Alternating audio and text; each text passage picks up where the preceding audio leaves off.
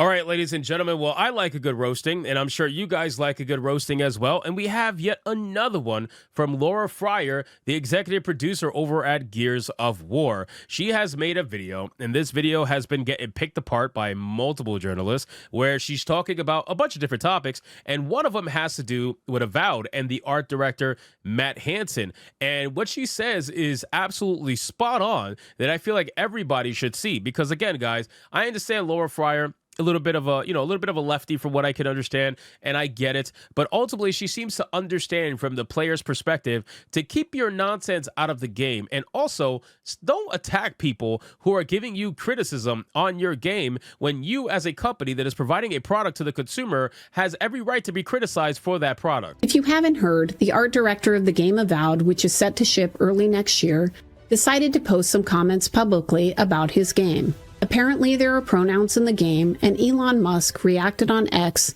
saying that having pronouns in a fantasy video game is utterly unacceptable. To which the art director responded, "I wanted so badly to make him mad with my game, and I cannot believe it actually happened. Just wait until you see the default, you said little shit." I personally find this situation baffling. Does he know Elon personally?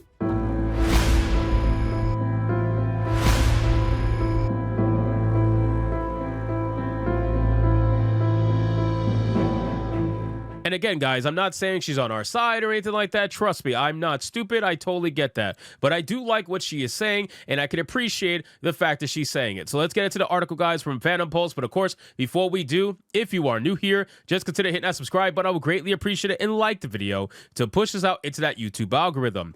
Gears of War executive producer blasts Avowed and art director Matt Hansen. Why would you say this? Laura Fryer commented on Hansen's actions in a recent video upload titled "The Games Industry Elephant." In the video, she first recaps what went and happened regarding Avowed and Hansen. First, she noted that it was discovered that the game features pronouns. Now, again, we went over all this. I'm not going to rehash it, but obviously there was pronouns in the game and the character creator. People blew up about it, and then they started looking into other things about it. And before you know it, we started to realize a bunch of things with the game seem extremely wrong. Next, she then noted that Hansen's response on Blue Sky, which is sickos.jpg, says, "I wanted to badly to make him mad with my game, and I cannot believe it actually happened." He then threatened, "Just wait until you see the default, you little shit." And then obviously he's talking about Elon Musk, having a bit of a melty melt regarding Elon Musk. Now, I don't know why these people hate Elon Musk so much, aside from the simple fact that Elon Musk took their baby away. That's really what it is. Elon Musk took their echo chamber away,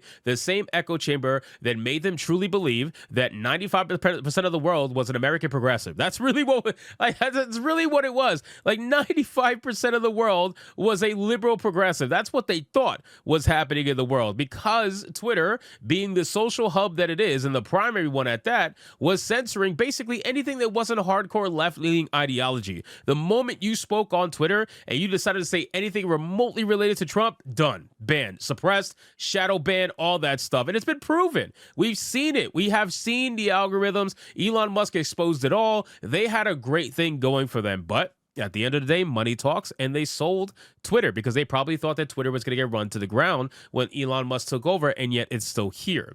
Then Fryer then commented on this, saying, "I personally find this situation baffling. Does he know Elon personally? Of course not. Why does he want to make Elon mad with his game? Why would you say this to someone who is easily one of the most controversial people on the planet, and therefore has millions of people reading his posts? This interaction may be the one impression that people will ever have of the game Avowed," she stated. And you know what? That is the one comment that I fully agree with. And I don't know if people out there that hate me can even just breathe for a second and look at that and understand that you should probably agree with that too, because that's a really stupid thing to do. If you're trying to sell a product, and I get it, he's not the company, right? He's one man. But the fact of the matter is that one man could ruin the perception of the entire game, which will result in a massive amounts of decreased sales, which will then result in massive amounts of layoffs, which they're then going to bitch about on their Blue Sky. Like, this is something that's been happening already for the last year now. It's been happening over and over and over again, to the point where people are saying 1/3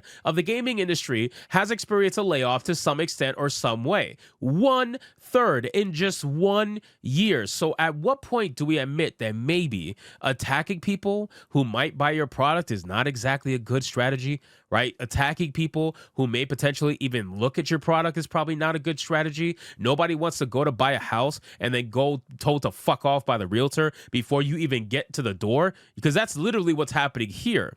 Then she elaborated, to be clear, I'm fine if Elon ends up not buying it. That's his choice. What I'm not fine with is a leader putting his team and game at risk, which, again, is exactly what he did. And this is where social media comes in, she said. At any point, you could read something, get offended, and with one emotional outburst online, you could change your game's momentum, which is exactly what happened.